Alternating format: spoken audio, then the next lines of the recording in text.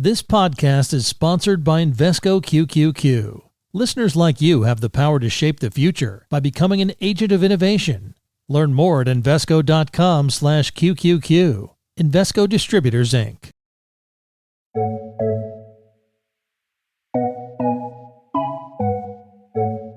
Welcome to Trillions. I'm Joel Weber. And I'm Eric Balchunas.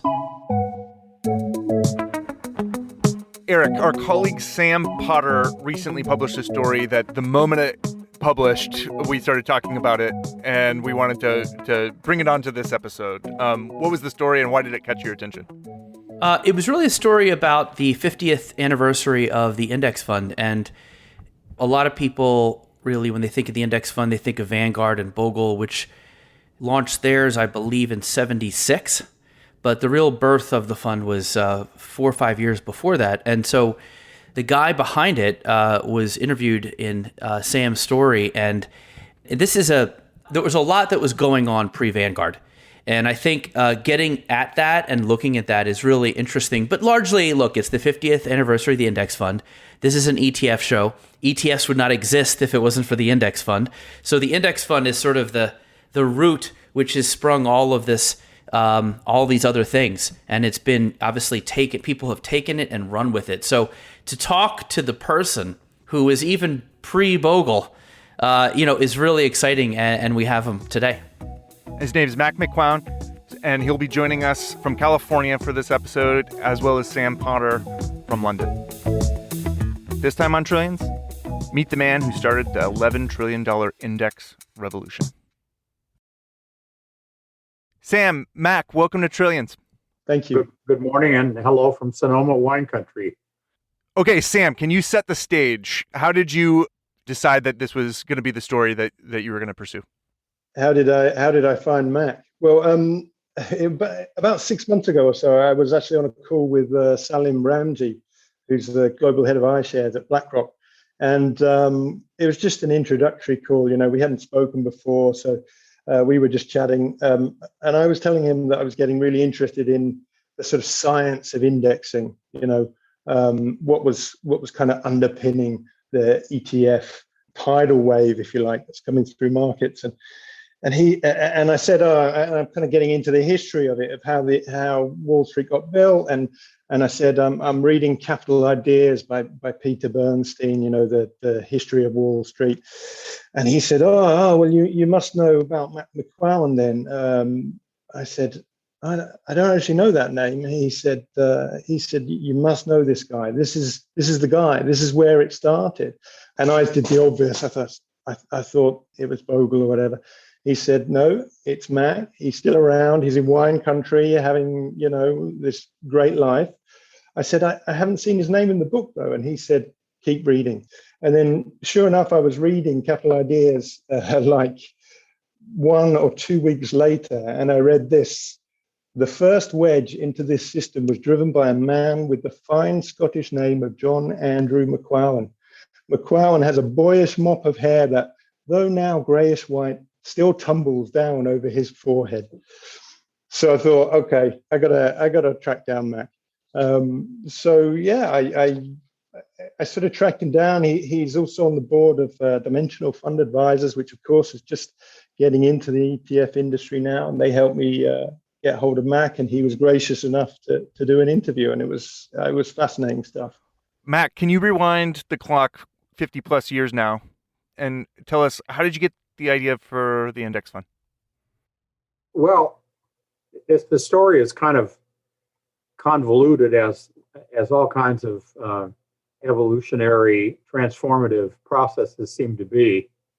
When I was doing graduate work at Harvard, I was at Harvard Business School. I was working with a professor from Sloan School at MIT, who had collected a bunch of data from Barron's on common stock on Friday closes. And I was doing programming. I had been involved in programming. And I was fascinated by the apparent discrepancy between the behavior of share prices over time from a normal probability distribution. A nice bell-shaped curve. Well, it doesn't actually look like that. And fast forward about 4 or 5 years, and I'm in New York, and I ended up at a meeting through more serendipity at Merrill Lynch when Professor Jim Lorry and Professor Lawrence Fisher were presenting their initial findings on return on common stocks that Merrill Lynch had funded. And I went up to Professor Lorry afterwards and I asked him a question about these fat-tailed distributions as they were coming to be known. And he said, whoa, well, we have a graduate student who knows something about that subject. That's his dissertation. His name is Gene Fama. And one thing led to another, and I went out to visit my family west of Chicago, and I ended up spending the Monday morning after Thanksgiving of 1963, I remember vividly, having a conversation with Gene Fama. And he introduced me to Merton Miller. And all of a sudden, I realized that what I was suspicious of was maybe not entirely ill-founded, but it was naive relative to what Gene was actually working on. Well, one thing led to another, and I ended up being asked by an executive at IBM to give a talk at the IBM Executive Center at San Jose, south of San Francisco, in January of '64. And in the audience was Ransom Cook, who was the chairman of Wells Fargo. Well, I went back to New York, and a few days later, a week later, I got a phone call from Ransom Cook, and he says, I would like you to come back to San Francisco and meet some of my colleagues. So, of course, I took a couple of days off and went back to San Francisco, and I met a number of people. And I went back into Ransom's office, and he said to me, so how much money are you making in your job in New York? And I said, $6,000 a year. And he said, how about I offered you a job for $18,000? Would you come to work for me starting immediately? Well, you could have knocked me over with a feather. So I get back to New York and I told my wife about this, and she's not exactly thrilled. But the long and the short of it is I took the job and we moved to San Francisco and we began to work on what Ransom called the investment management problem. Bear in mind that computers had just come to the fore in major banks, and they were mostly being used for accounting purposes, which is exactly what had been handled by those with green eye shades and armbands prior. But now the cost had gone up by an order of magnitude. And Ransom said to me, I think it's about time we start looking at what's going on in the data. Well, you got to get that he was incredibly foresightful. And the fact that I was hired by the chairman really meant that the primary operatives in the investment department and in the trust department really didn't have very much to say, especially since he wanted me to set up an independent group to do the work, which we did. And he personally funded it. We were removed from the Wells Fargo budgeting process and given a budget by the chairman. Well, I have to tell you, the first thing I did was go back to Chicago and have a conversation with Gene Fama. And we began, he introduced me to Myron Scholes and Fisher Black, and I made a deal with those guys to come work on this problem. And before all of the dust settled, which was several odd years later, we had 12 different academic consultants working with various ways and on various aspects of this puzzle. But what's really interesting about those 12 is that today, if you look back at those 12, 6 of them have won Nobel Prizes. So there was a heady group. And how that happened, I don't know. But Ransom Cook and his successor, Dick Cooley, funded that research effort. And the upshot was what we called market portfolios. that you were better off with a portfolio containing every name in the market than any subset, including any index. In fact, Larry Fisher made an astute observation. He simulated every possible portfolio from the original CRISP data set, which started in 1926 and ended in 1960. And what he noticed was the distributions were bimodal. And what differentiated the two modes was whether the portfolio contained IBM or not. So if you had missed IBM, you would have had a distinctly different investment experience if you'd owned everything on the New York Stock Exchange.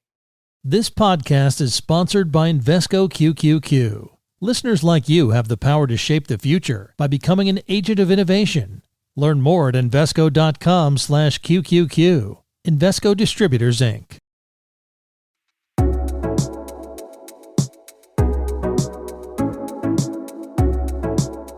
You mentioned the investment management problem as you described it. Can you tell us a little bit more about what that issue was as you guys saw it? Well, I tell you, Sam, I've thought about that question an awful lot over the years for various reasons, but I can kind of give you my synoptic view of the investment management problem. Ransom didn't like the way the investment management process was working at the bank. He was suspicious of the way portfolios were being constructed. Just pure intuition. Let me give you a specific example. Wells was just getting into the trust advisory business for pension funds at the time. And the largest client they had, whose name I remember vividly and will not identify, had a pension fund of about $500 million.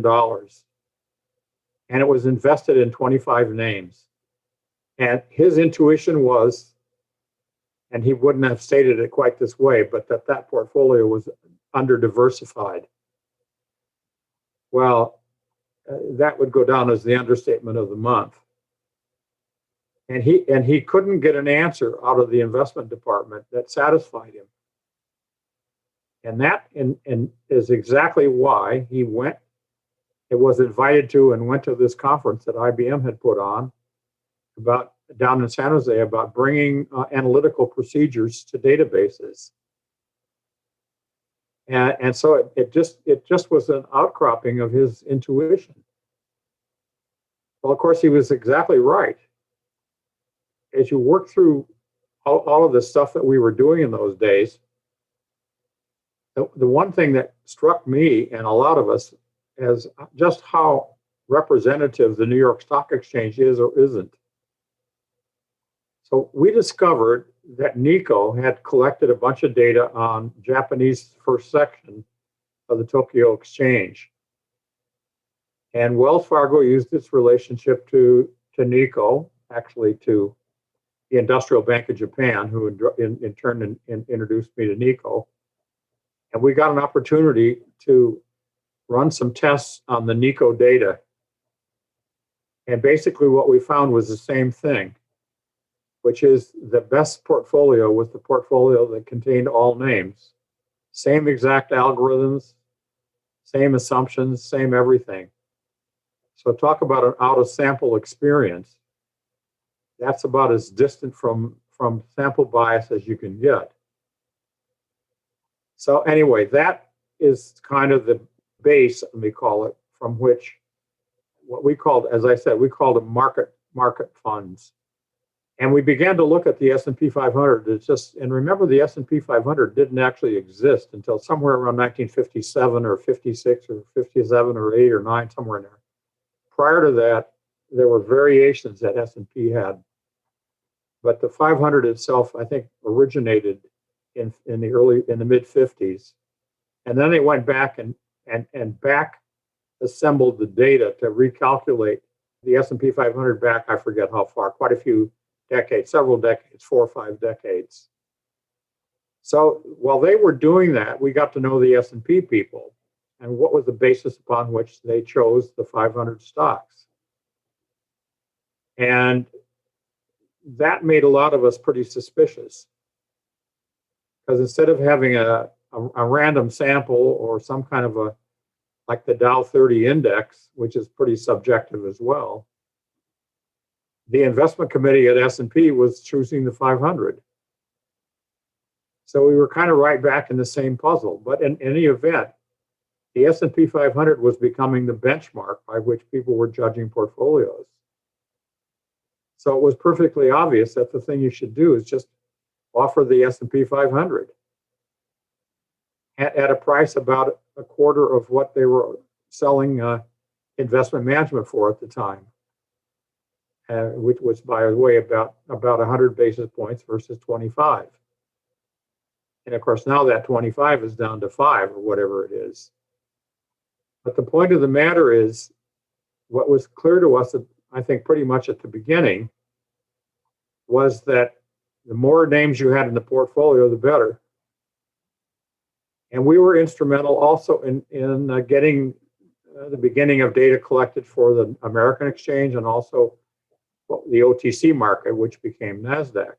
You mentioned the a portfolio that tracked the S&P 500 as the way to go, but that wasn't the first fund, was it? That wasn't what you did with the very first one. Can you tell us a bit about the construction of that one? Well, the first fund was actually the All New York Fund, which was about 600 names.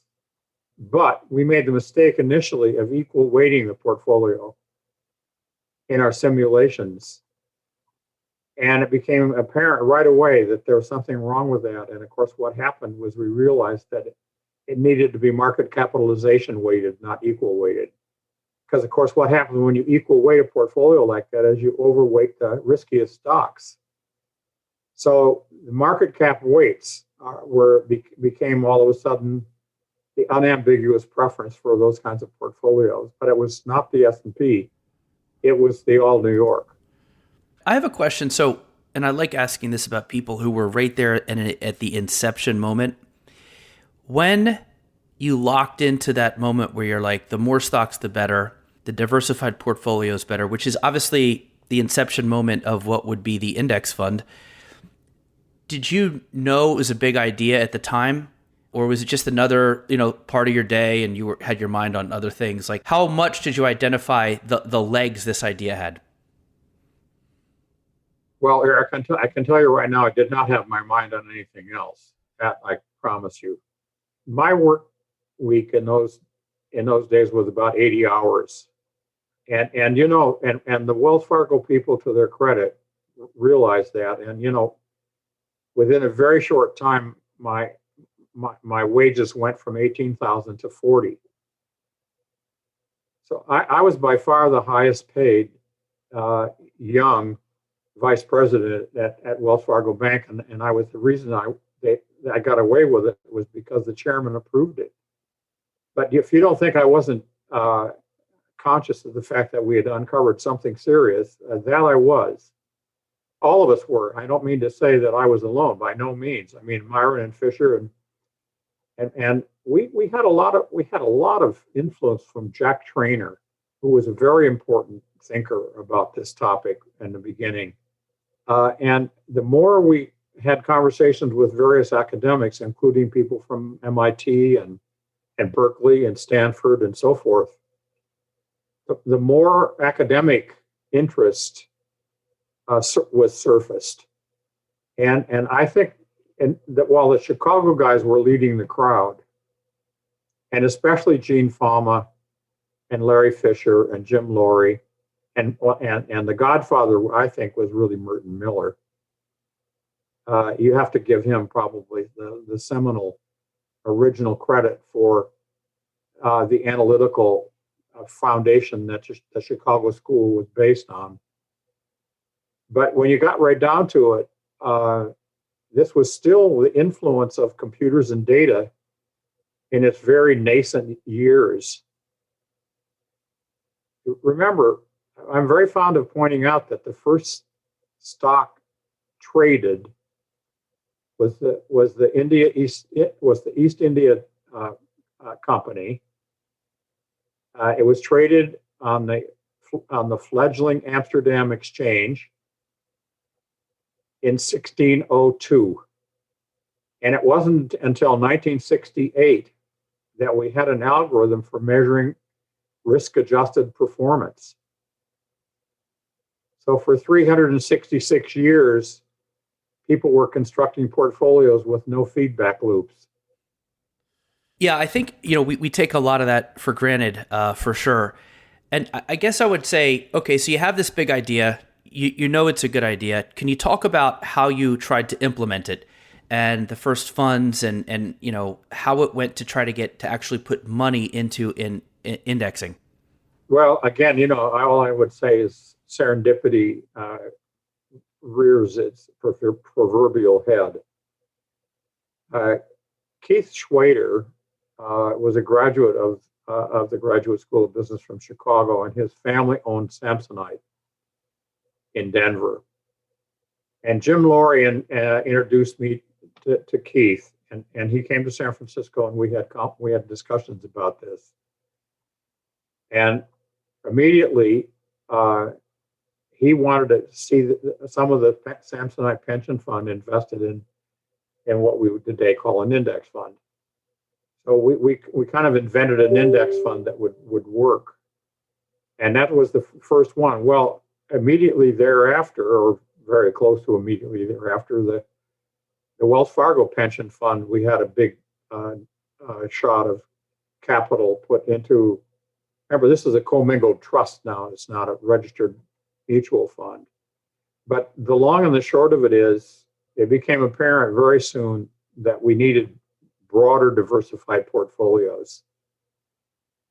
And because the S&P 500 was such a popular referent, it became apparent that was one of the places to go.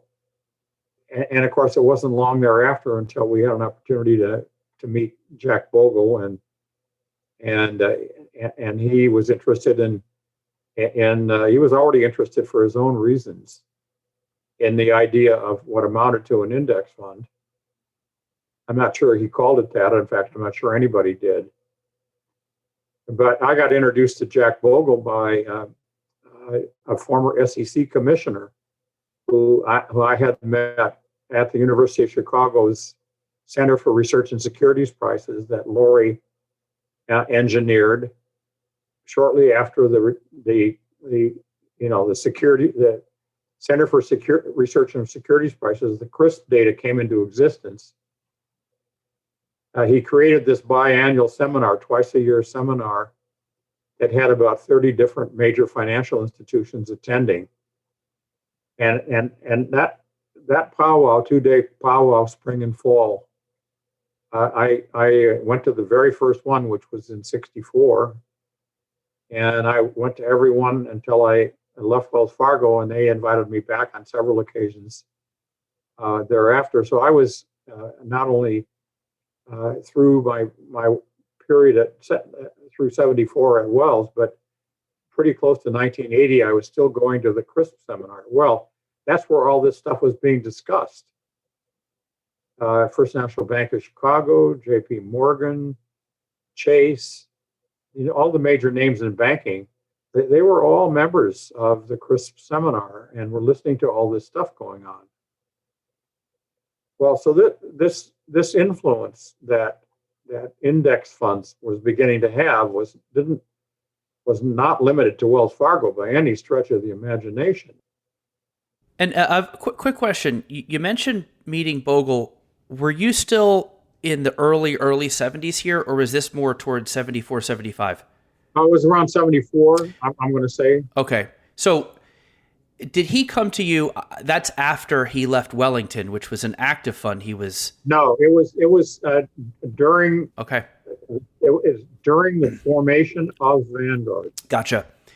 It's interesting. That obviously was a huge situation where Bogle was basically fired by the people he had acquired when he was running Wellington. He was an advocate of active funds to a degree.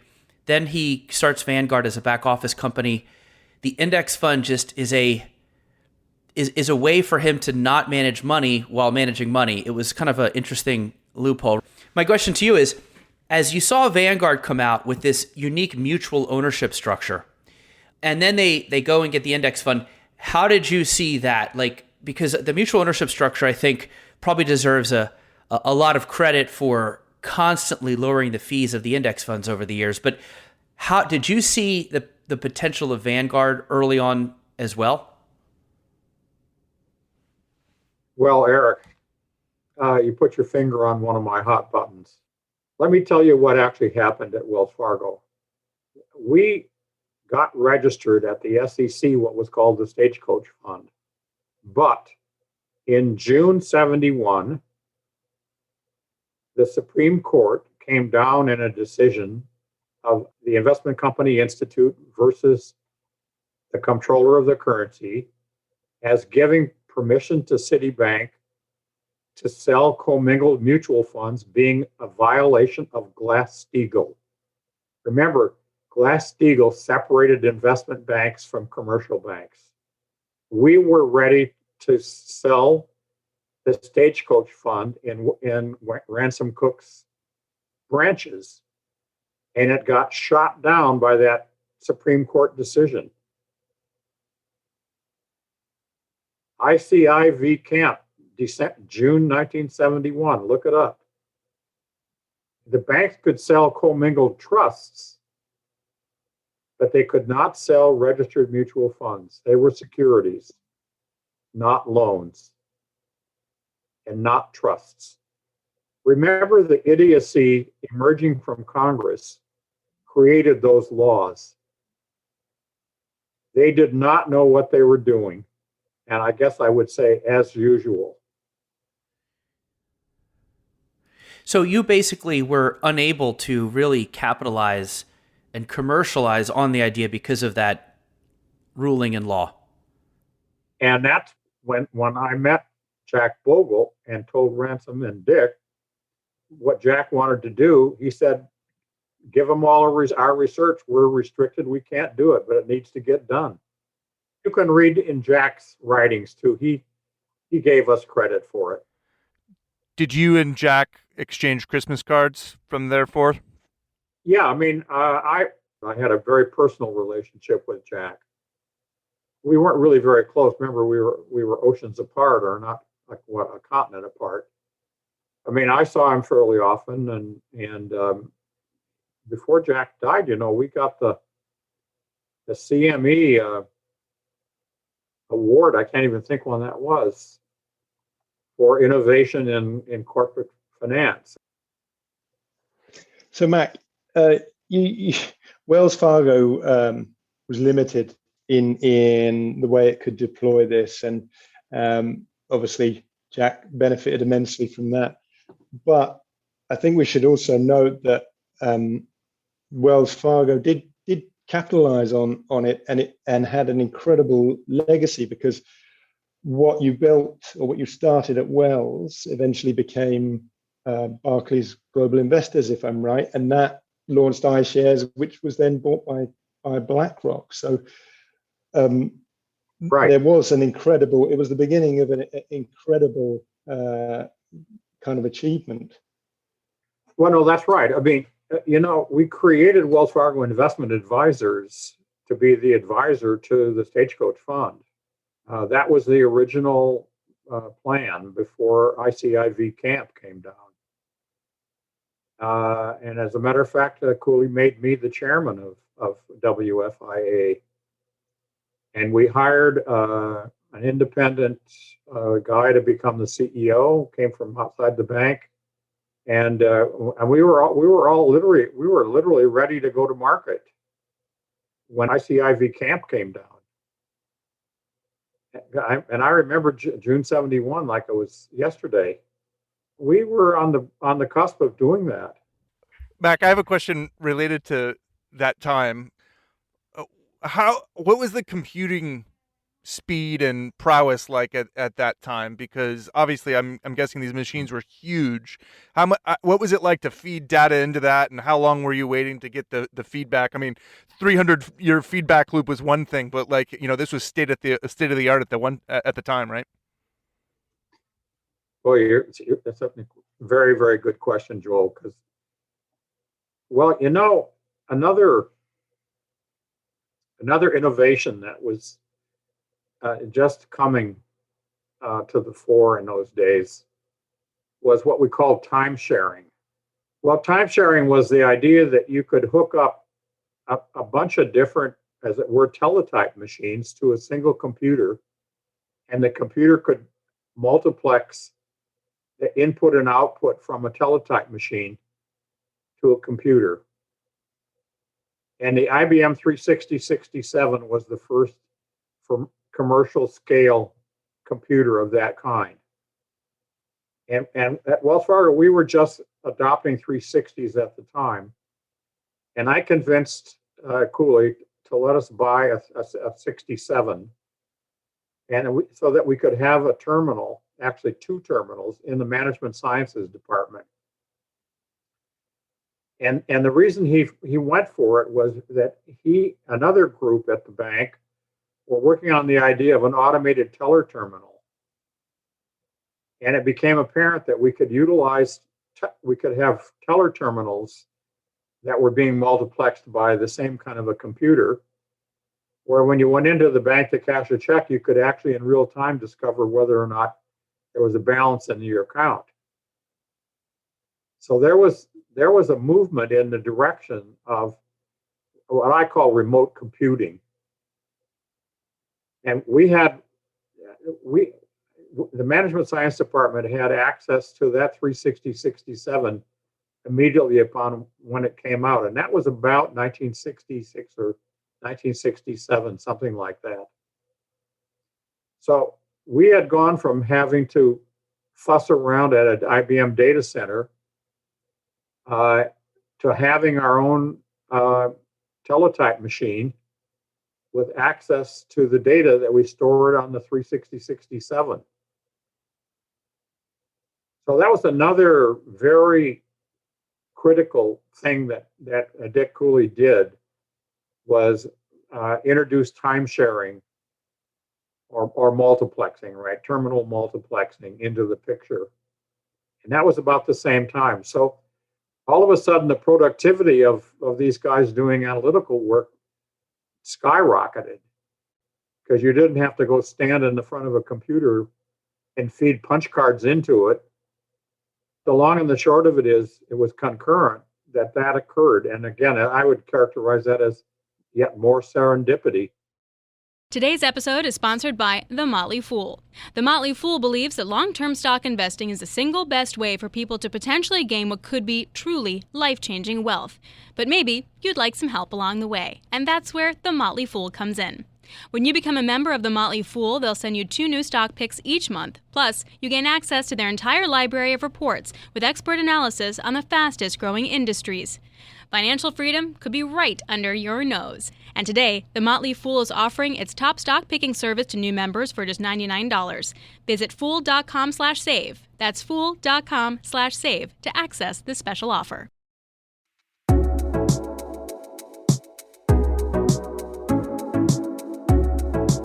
You said earlier you worked with, what was it, 6 people who went on and won Nobel prizes? Yeah. And I mean, you were, a pioneer effectively, right? And working with a ton of smart people. And I'm just wondering, like, for those of us who get to, look back on your story, what do you feel like the keys of that, of good collaboration were?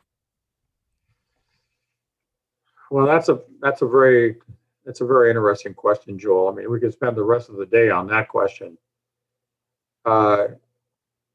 Well, you need to have a certain openness.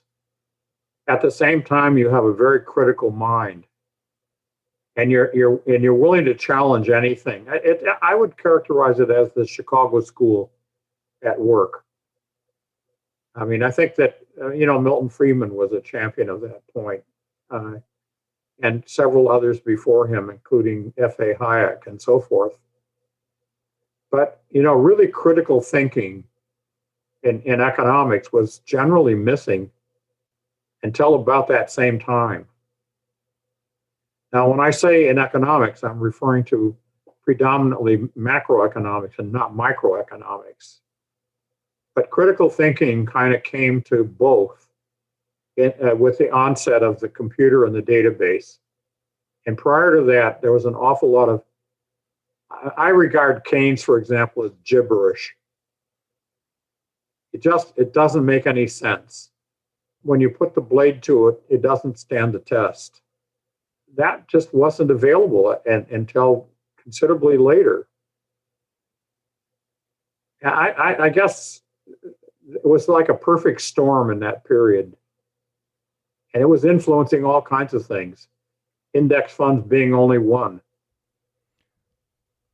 So can you apply that critical thinking to the current moment? Well, I'm not a very big fan of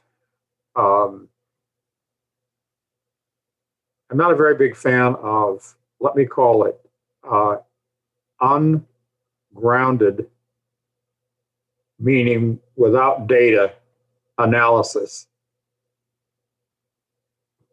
I characterize it as subjectivism versus data-driven science. And the world is awash in subjectivism.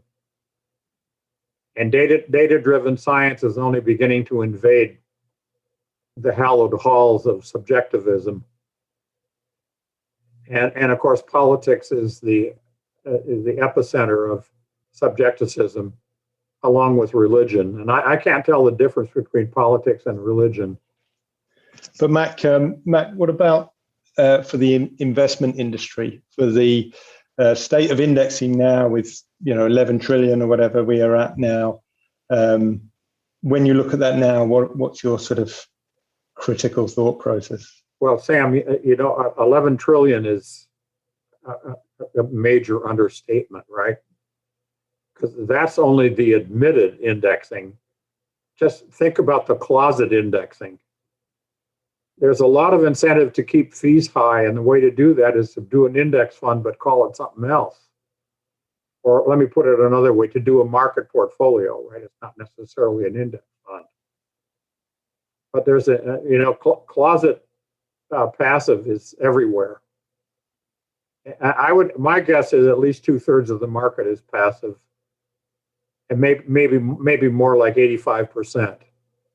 But it would be very difficult to put a number to that because you'd have to collect an awful lot of data.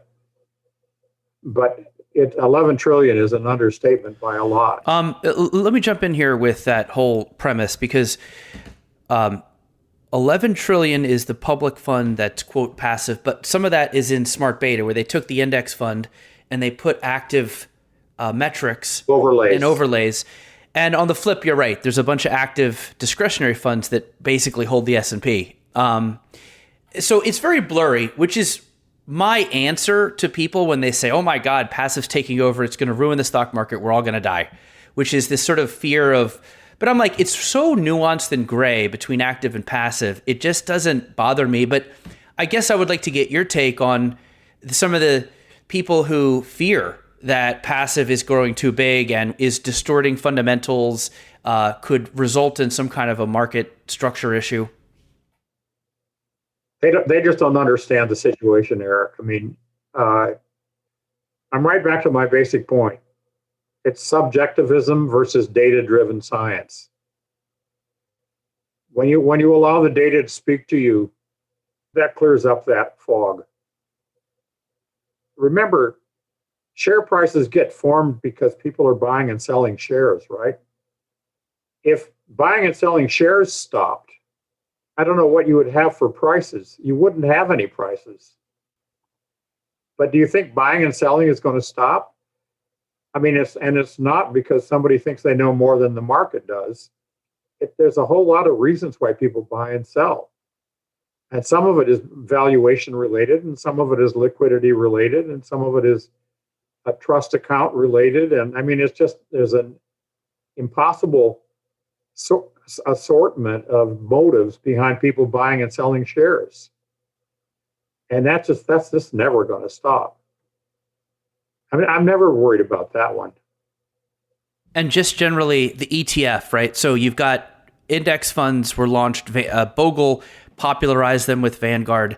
He was not a fan of ETFs. He wanted people to stick in the long term. ETFs come out, they trade. Some of them are used in place of futures. What's your take on the ETF world? And did you ever meet Nate Most and Steve Bloom at Amex when they were coming up with their ETF for SPY? Oh, yeah, sure. You got to remember what an ETF is. Remember what preceded? You remember closed-end mutual funds?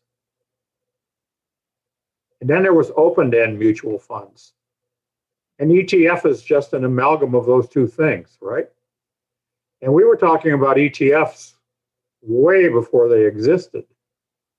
It's right back to foolishness in Congress of trying to distinguish between closed-end funds and open-end funds.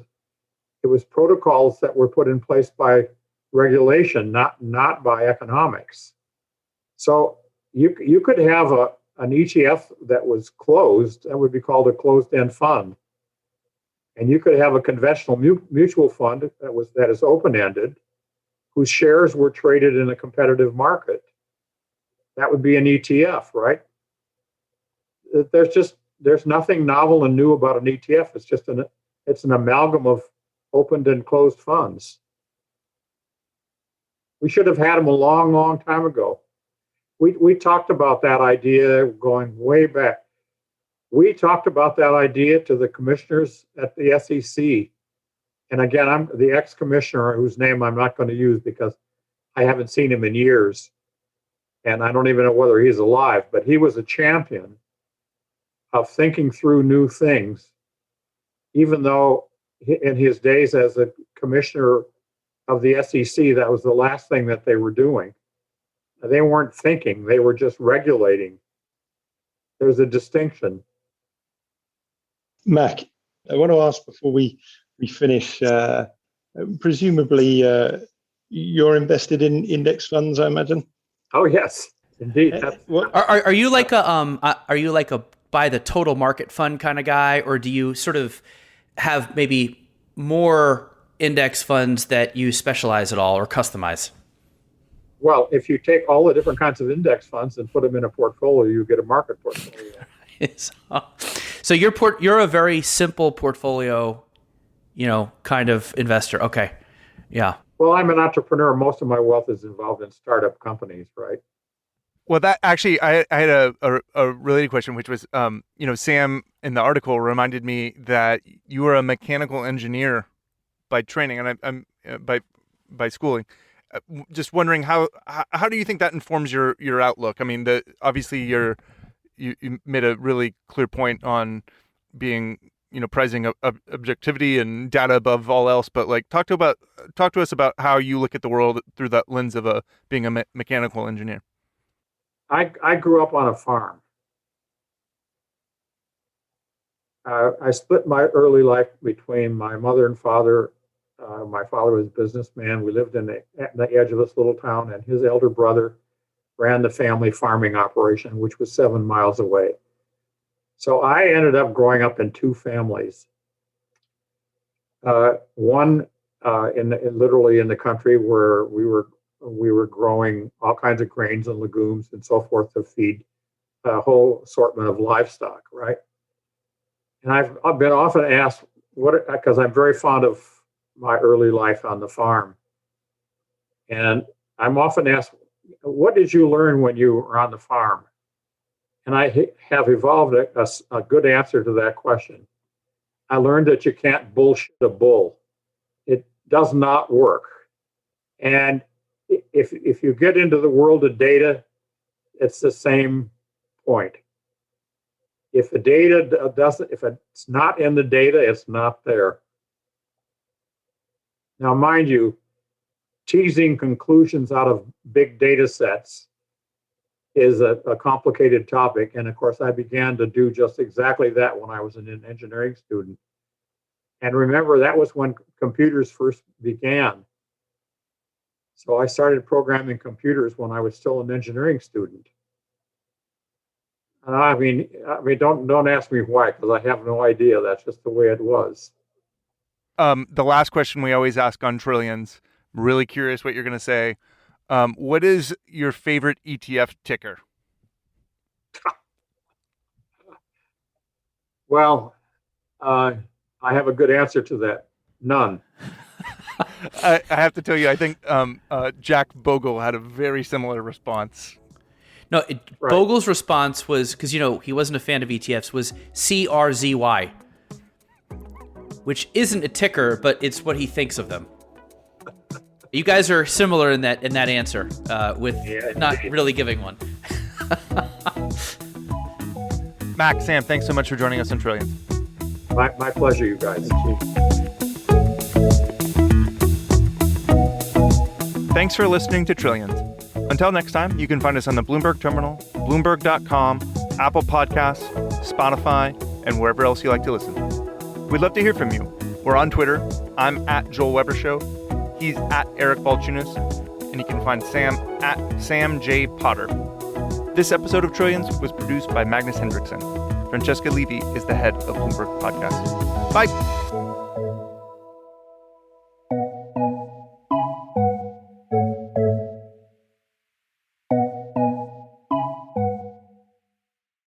This episode was brought to you by Invesco QQQ. You don't have to be a visionary to help realize a brighter tomorrow. Become an agent of innovation with Invesco QQQ. Learn more at invescoqqq.com/QQQ. Invesco Distributors, Inc.